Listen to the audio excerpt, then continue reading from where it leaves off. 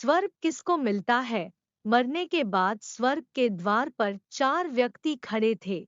इन 4 व्यक्तियों में पहला राजा था, दूसरा एक बिजनेसमैन था, तीसरा पंडित था और चौथा एक आम आदमी, मजदूर था। किसी को भी यह पता नहीं था कि कौन स्वर्ग के अंदर प्रवेश कर पाएगा और कौन वहीं से वापस लौटा दिया जाएगा। सब स्वर्ग का दरवाजा खुलने की राह देख रहे थे और आपस में बातें कर रहे थे। जैसे कि राजा को मरने से पहले से ही आदत थी, उसने अपनी बात सबसे पहले बताई। राजा ने कहा, मैं बहुत प्रख्यात राजा हूँ, मैंने धरती पर अपना बहुत नाम कमाया है, इसलिए पूरी संभावना है कि मैं ही स्वर्ग में जाऊंगा। फिर व्यापारी ने अपनी बात सामने रखी, वह बोला, मैंने धरती पर खूब धन कमाया और उस धन से मैंने सैकड़ों लोगों की मदद की, इसलिए मैं ही स्वर्ग का हकदार हूँ।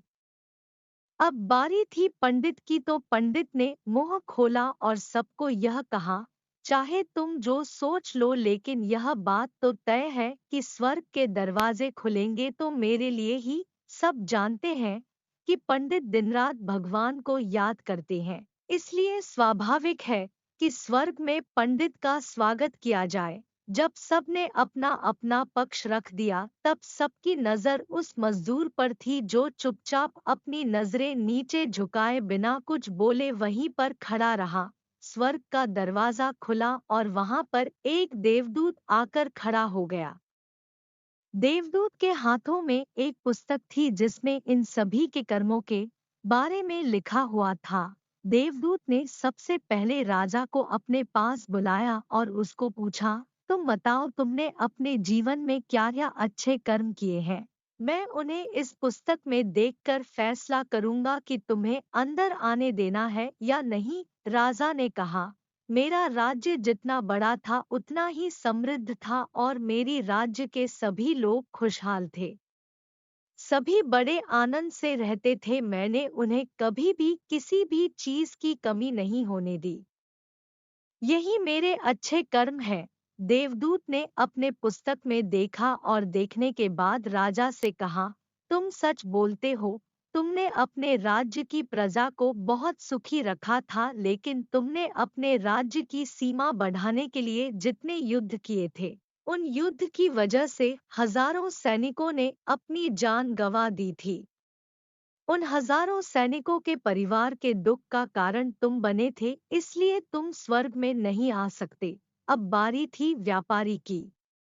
व्यापारी से जब देवदूत ने पूछा कि तुम्हारे अच्छे कर्म क्या है, तब व्यापारी ने उससे कहा, मैंने सैकड़ों लोगों को खाना खिलाया है, कई आश्रमों में दान किया है, कई निराश्रित लोगों के लिए घर बना कर दिया है, यह मेरे अच्छे कर्म है।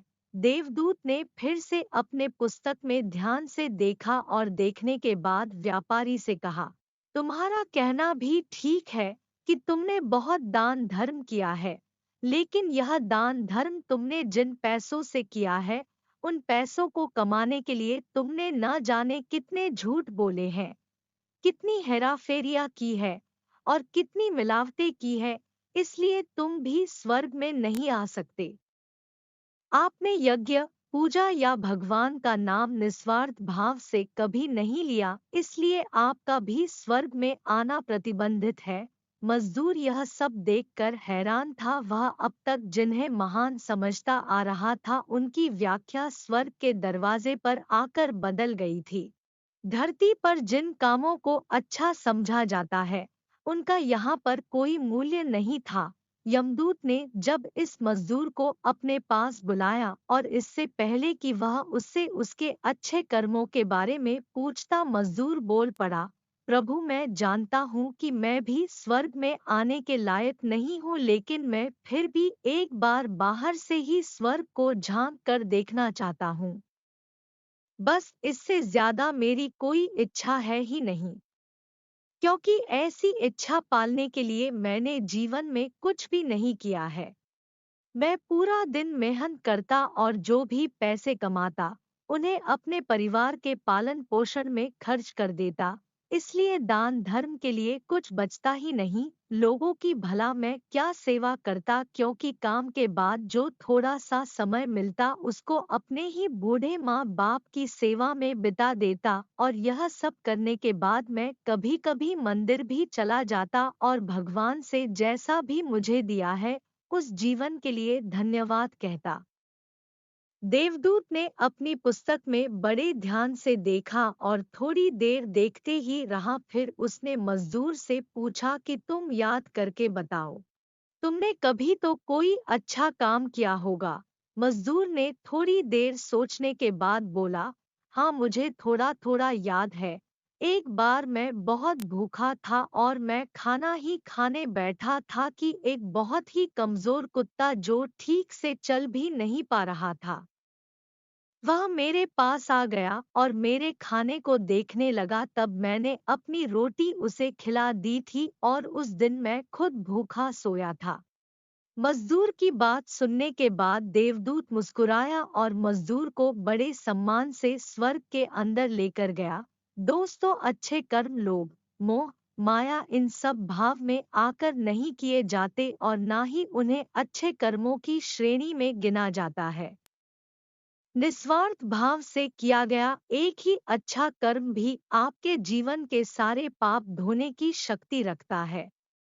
इसलिए जब भी मौका मिले निस्वार्थ भाव से और अच्छे मन से अच्छे कर्म किया करें।